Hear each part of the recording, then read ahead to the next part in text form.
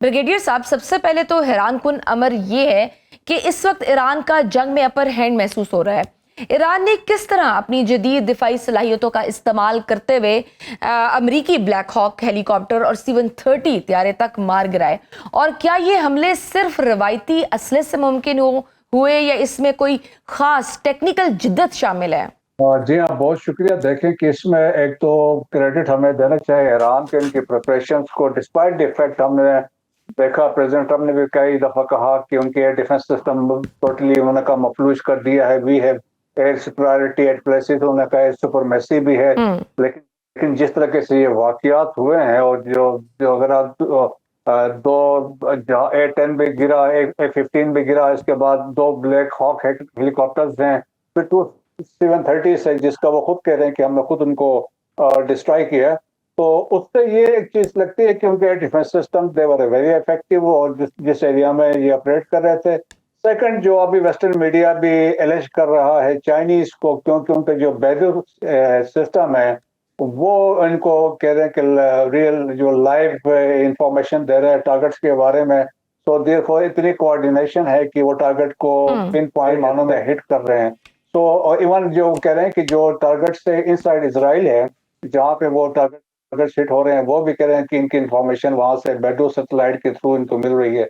तो that could be a possibility. बाकी इनके प्रोफेशनलिज्म है जिस तरीके से उन्होंने किया है, और इस तरह अपना आप उन्होंने साबित किया है। तो मेरे ख्याल में अमेरिका के लिए बड़ा एक एम्बेरसिंग सिचुएशन, ह्यूमिलिएशन ऑलरेडी हो चुकी है। सर, आपके ख्याल में ईरान के पास कौन सा जदीद तरीन दिफाई निजाम है जिसने अमरीकी C-130 त्यारे को दूर से निशाना बनाया? क्या ये ईरान की मकामी पैदावार है या इसमें रूस, चीन या दीगर ममालिक का ताउन शामिल है?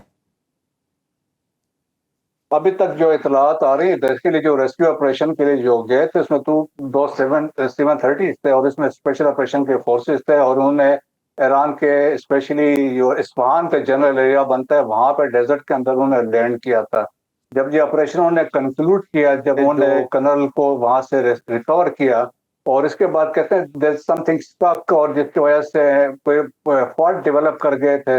लाइकली ये है कि अभी अकॉर्डिंग टू अमेरिकन, जो अभी तक जितनी रिपोर्ट छपी है, चाहे वॉल स्ट्रीट जर्नल है, वाशिंगटन पोस्ट है, न्यूयॉर्क टाइम्स है, वहां पर उन्होंने ये कहा कि सिंस वो उनमें मसला हुआ था, therefore they called for another 3 C-130 जो वो इसी एरिया में आया, उन्होंने लैंड किया। तो वो उसी में बैठे हैं। बाकी इनके पास दे कैरी एक्सप्लोसिव जो है, स्पेशली इस तरह के जब वाकयात होते हैं तो वो डिस्ट्रॉय करते हैं, जो जहाज वगैरह या कोई और चीज है, चॉपर्स वगैरह हो, ताकि पीछे इसके इनके टेक्नोलॉजी या दुश्मन के हाथ ना लगे। तो that is a possibility, that is one thing. Second, जो ईरानी क्लेम कर रहे हैं कि हमने उनको शॉट डाउन किया, तो that possibility can not be rule out, क्योंकि सबूत तो फिर अमेरिका के मीडिया में ये खबरें छपी हैं, लेकिन ईरान क्लेम करा तो लाइकली पॉसिबिलिटी आप रूल आउट नहीं कर सकते हैं। हो सकता है मोस्ट प्रोबेबली अगर जब वो ग्राउंड पे थे वहां पे हिट हुए हैं, क्योंकि एक कंटेस्ट हुआ है जब ये रिकवरी रेस्क्यू जी, अमेरिकी त्यारों की वो तबाहकुन तस्वीर भी सोशल मीडिया पे देखी जा सकती हैं। और सर, जो आलमी सतह पर जो इंटेलिजेंस रिपोर्ट्स कहती हैं कि ईरान ने अपने दिफाई नेटवर्क को इस हद तक मजबूत कर लिए कि वो मखसूस अहदाफ तक इंतहाई दुरुस्तगी से हमला कर सकता है। आपके ख्याल में ये टेक्नोलॉजी किस हद तक ईरान की लोकल मैन्युफैक्चरिंग है? देखिए, ईरान पिछले 47 साल से तैयारियां कर रहा था, स्पेशली जब से रेवोल्यूशन ईरान में आया। उसके बाद उनको अंदाजा था किसी भी वक्त इनके साथ कुछ हो सकता है। देयरफॉर देखें, इनकी जितनी भी चीजें हैं इंडिजिनस है, डिस्पाइट उन पे सैंक्शंस इतने लगे थे कि वो बाहर से कोई चीज तो मंगा नहीं सकते थे, अनलेस कोई चाइना से या रशिया से मदद आ जाए, नॉर्थ कोरिया से आए। बाकी मैंने उनके अपने मिसाइल्स भी और खुद उसको डेवलप किए हैं। दैट्स वाई देखें उनकी वो कैपेबिलिटी या कम्बट पोटेंशियल बहुत जबरदस्त किस्म की है। तो इसमें भी इनकी उन्होंने तैयारी हिसाब से की थी, डिप्लॉयमेंट उस हिसाब से हुई है।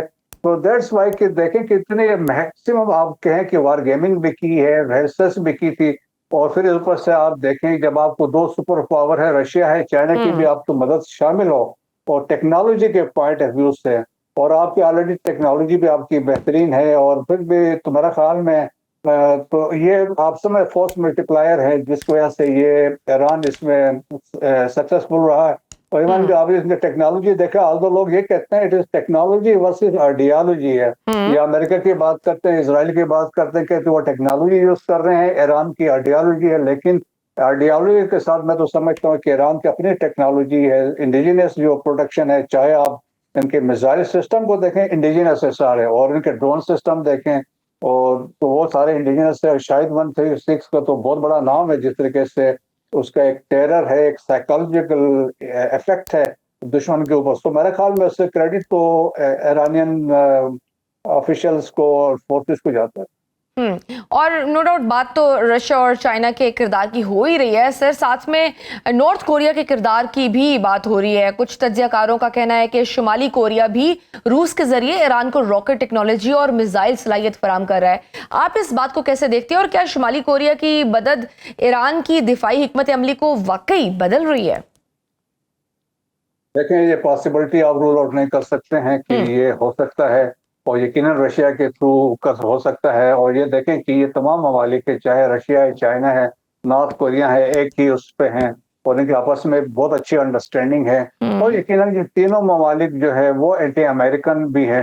तो देयरफॉर इन सारों की ख्वाहिश होगी कि अमेरिका को एम्बेरसमेंट हो, अमेरिका को शिकस्त हो। एंड दैट्स वाई कि देखें कि हर मुमकिन मदद जंग से पहले की होगी।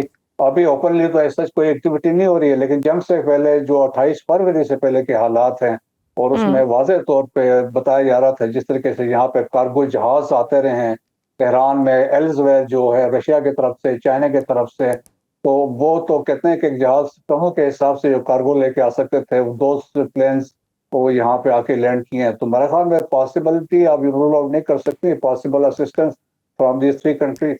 और सर ये भी कहा जा रहा है कि पाकिस्तान और तुर्की की भी कोई दिफाई डील होने को है। क्या पाकिस्तान और तुर्की के दरमियान दिफाई मुआहदे में कोई ऐसा पहलू हो सकता है जो इस खत्ते में ईरान के लिए एतमाद की फिजा पैदा करे? क्या तुर्की और पाकिस्तान मिलकर कोई ऐसा इस्लामिक दिफाई ब्लॉक तश्कील दे सकते हैं जिसमें ईरान एतमाद करे और इसे फ्री तस्लीम करे? ये लाइकली है। देखें, आफ्टर ये जंग जब कंक्लूड होती है तो आप देखेंगे ये विल सी रीसेट होगा, पूरी दुनिया में तब्दीलियां होंगी, और खासतौर पर वेस्ट एशिया में, मिडिल ईस्ट में आप देखेंगे रीअलाइनमेंट्स होंगी। और उसमें लाइकली चांसेस है कि इंपॉर्टेंट ममालिक जो हैं, जो अपनी एक से अपने आप को मनवा सकते हैं फ्यूचर में, वो पाकिस्तान है, तुर्किया है, इजिप्ट है, सऊदी अरब है, और उसमें जब ईरान शामिल होगा एक फॉर्मिडेबल किस्म के एक ये आप समझ ले अलायंस बन सकता है, और एक वाज़ेह तौर पे दुश्मनों के लिए बड़ा वाज़ेह मैसेज हो सकता है। तो दिस पॉसिबिलिटी हम इसको रूल आउट नहीं कर सकते हैं, क्योंकि देखें पाकिस्तान न्यूक्लियर पावर भी है, कन्वेंशनल फोर्स भी है। तुर्किया देखें कि ऑलरेडी एक टेक्नोलॉजी के हिसाब से एडवांस है और एक नेटो का मेंबर भी रहा है। इजिप्ट की भी बड़ी हिस्ट्री है वार के पॉइंट ऑफ व्यू से, और खासतौर पर इजराइल के साथ जंगों में। फिर ईरान तो देखें कि बैटल हार्डन किस्म के लोग हैं। तो ये जब इनका अलायंस बनेगा तो मेरा ख्याल में लाइकली है कि chances we can not rule out Pakistan इनको लीड भी कर सकता है।